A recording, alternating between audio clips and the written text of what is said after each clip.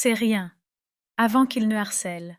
Un mystère Mackenzie White, volume 13, écrit par Blake Pierce, lu par Caroline. Prologue. Tue-la à la fin de son service. Ne lui laisse pas l'opportunité de rentrer chez elle. L'instruction tournait en boucle dans sa tête. Il l'entendait depuis 2 jours déjà. La voix semblait avoir pris possession de son esprit depuis qu'il avait vu la photo dans la section Art et divertissement du journal local. Il savait qui était le mannequin de la publicité pour la boutique de divertissement pour adultes. Dire qu'elle était sexy aurait été un euphémisme. Elle était tellement sexy qu'il n'avait jamais considéré la possibilité de l'inviter à sortir avec lui. Séduire une fille pareille était impensable. Ouais, il l'avait déjà vue. Elle était serveuse au 16th Street Diner. Elle travaillait le soir, entre 21 et 2 heures du matin. Il l'avait croisée à plusieurs reprises à l'époque où il était étudiant et fuyait la pression de la cité U, des fêtes permanentes et des devoirs. Il n'avait jamais vraiment eu d'amis, donc il lui était facile de s'échapper sans qu'on lui pose la moindre question. Il trouvait refuge au 16th Street Diner pour un dîner tardif, des œufs baignant dans l'huile, des frites maison et du café noir. Il passait toujours un bon moment quand elle faisait le service. Elle était amicale, mais pas trop amicale, pas au point où il devenait évident qu'elle avait pitié du solitaire qui venait de s'empiffrer devant elle. Il avait réussi à réunir un certain nombre d'informations à son sujet en écoutant les autres crétins du café-restaurant flirter avec elle.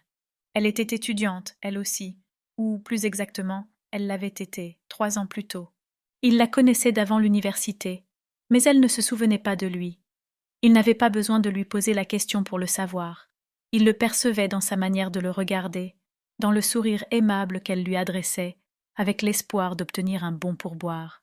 Il ne pouvait pas lui en vouloir.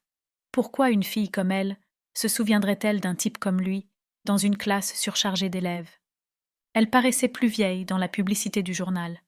Mais bon sang, elle était toujours sexy, plus sexy que jamais.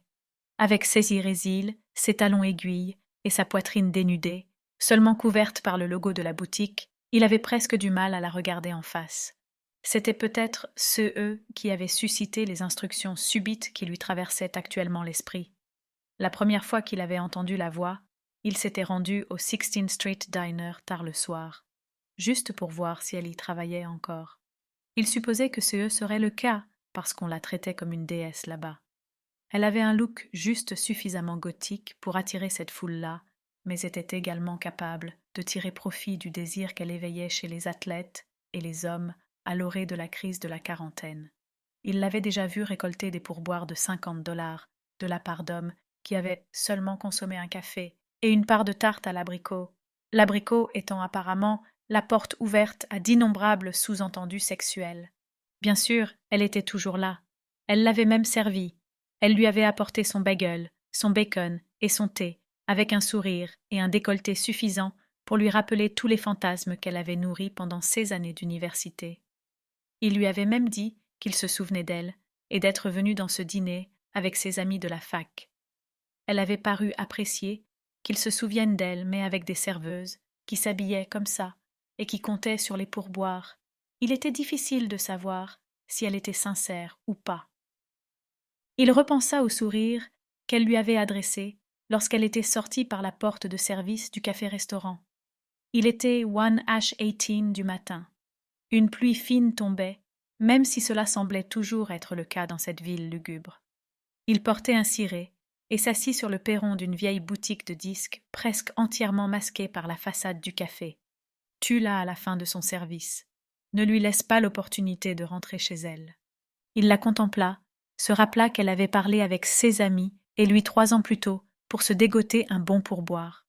Tout sourire, tactile par moments, se penchant expertement en avant, tout en servant les plats pour leur offrir une vue plongeante sur sa chemise ouverte. Tue-la à la fin de son service. Ne lui laisse pas l'opportunité de rentrer chez elle. Il n'y avait pas de parking derrière le café.